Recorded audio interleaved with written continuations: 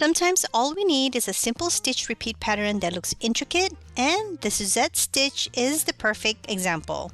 Using only basic crochet stitches such as the single crochet and double crochet stitch, this Suzette pattern is fun and easy, perfect for beginners wanting to add some texture to their work.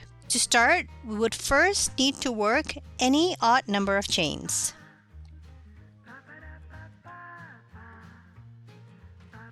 Here I'm working on a cardigan, so I have a really long chain.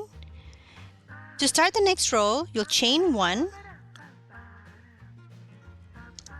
and into that second chain from your hook, you'll work a single crochet stitch. Now we'll work a double crochet stitch into the same stitch.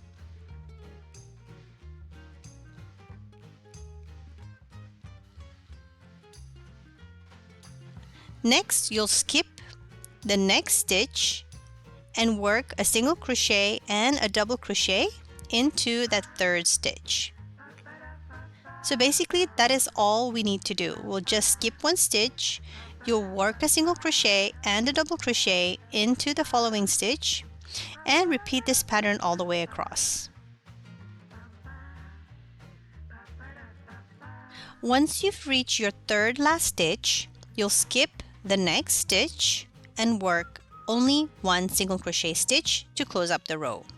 And this is your first row of Suzette stitches. To start the next row, all you need to do is just chain 1, turn your work, and into that first single crochet stitch that you did on the previous row, you'll work a single crochet stitch, followed by your double crochet stitch,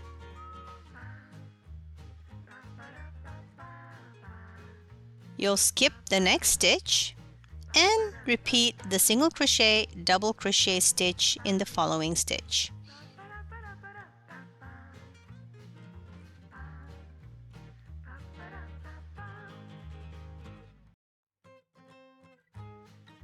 Now you'll just be repeating the single crochet and double crochet stitch, you'll skip the next stitch and repeat the pattern all the way across.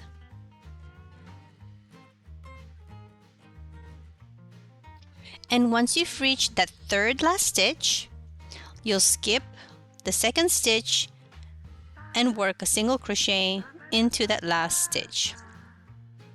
You'll chain 1, you'll turn your work, and you'll just repeat this pattern for the entire row for as many rows needed until you've reached your desired height.